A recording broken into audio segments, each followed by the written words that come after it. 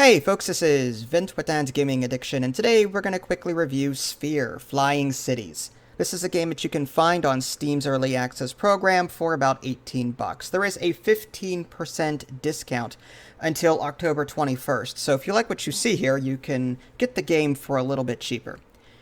It's important to stress early access. That means everything that you're about to see here, including this review, is subject to change. So, Sphere Flying Cities, what is it? It is a science fiction city builder, and it reminds me a little bit of Frostpunk in the way it handles. Essentially, you've got this central building, this core, so to speak, kind of similar again to Frostpunk. And you've got this shield, this bubble shield that you can visibly see, and it surrounds a very small area around you. And you're trying to save humanity in this post-apocalyptic sort of scenario.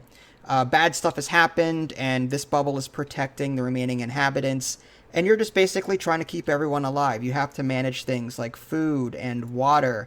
There's materials that you have to worry about. You'll be able to mine various places and get more of that. But it's not like you can just plop down residential buildings and get more citizens. You actually have to find these people, like in Frostpunk, and sort of bring them into your fold. Okay, there is this world map that you can fly around. Yes, you're on this like mobile asteroid of sorts. And once you build this radar station, you can activate the radar station, scan surrounding sectors, and then fly over to it, and then possibly mine things there, or, what have you, find other things. There's also a tech tree in this game, which is kind of cool. You'll be finding various elements in the environment. Na, which is sodium, for example, or K, which is potassium, Mg, magnesium. It doesn't tell me that, but I know chemistry somewhat well. Anyway, you're going to be using these elements to then research various things in your tech tree. There's energy, security, environment and climate, engineering, and interdisciplinary technologies. Those are the 5 different tabs that you'll be able to cycle through, and there are a number of technologies within each tree. I want to say between 8 and 15, something like that. So by finding elements in the world map, you'll be able to then research some things, assuming you've got the tech center to do it. Now, as cool as this all sounds, I have some beef with it. First and foremost, the tutorial is god-awful, and I feel like it's trying to kill me. No, I'm serious. I failed 4 times following the tutorial's instructions. And that was within the first 5 minutes of playing. I built the buildings it asked me to, I did everything it wanted me to, and then I ran out of power. Like, it had me build a power plant, like the 4th or 5th thing in, after building all these other structures that needed power. So as a result, my original buildings that I built sucked all the power from my city, and my bubble went down and killed everybody. I'm like, well, wait a minute, tutorial. Why wouldn't you have me build the power plant first so that I have the power necessary to support these buildings that you just asked me to build? Why wouldn't you do that? I don't know. Another thing, it's having me fly around between sectors, but does not address the fact that I'm low on people. Like, I've only got 48 people, okay, to work all of the buildings that the game is throwing at me. It's having me build various structures. Like, there's a community kitchen which refines raw vegetables into cooked vegetables. You can grow the vegetables via the plantation. There are power plants that you have to build and maintain. There's a hydro tree so that you can produce water. The radar station it asks you to build so that you can navigate around the environment. A mining drone hub, which allows you to mine resources from the environment, and so on.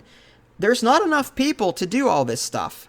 So why wouldn't you have the new player go out into the world and show them how to find people first, bring them in so that you've got enough labor to man all of these buildings? I feel like I'm playing this game with both hands tied behind my back. It's just not very intuitive at all.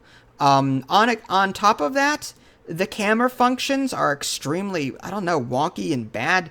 When I'm using the mouse wheel to zoom in and out, it zooms it really fast. Like, there's no there's no control over how fast I'm zooming. It's either like really close or really far away.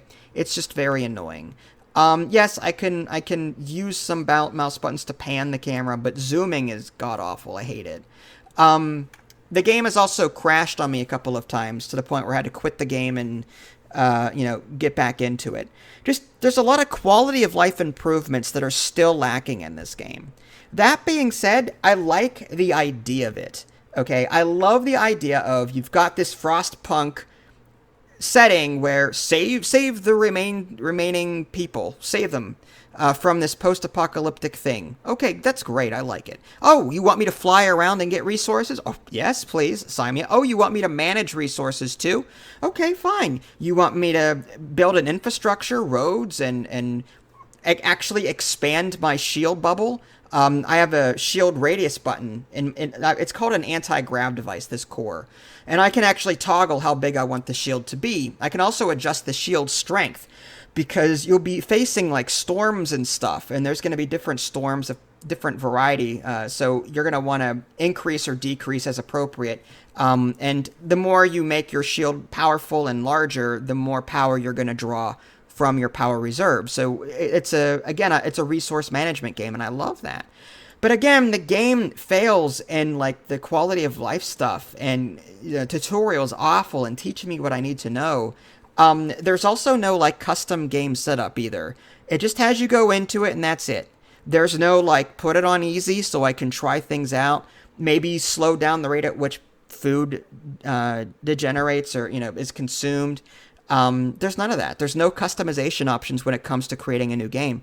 So I feel like this is a game that I would like in maybe 1 or 2 years after it's been better developed. That's how I'm feeling right now with it. Some really cool concepts, some borrowed concepts for sure, but still, it's a game that I want to keep playing, but it frustrates me so much that I don't want to play it right now anyway. But I do want to come back to it at some point, because the whole, trying to find elements to, research things, there's a lot of them. There's even a conversion table. If you find this element, you can convert this element into this element. That'll help you, get the stuff that you need to research stuff. That's all well and good.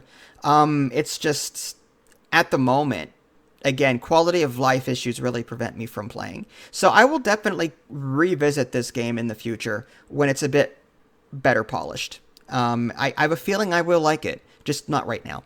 If you guys haven't already, subscribe to me on Twitch and YouTube. That way you can stay up to date with any new content I happen to publish. This is Vince. Thanks for watching, and I'll catch you guys next time.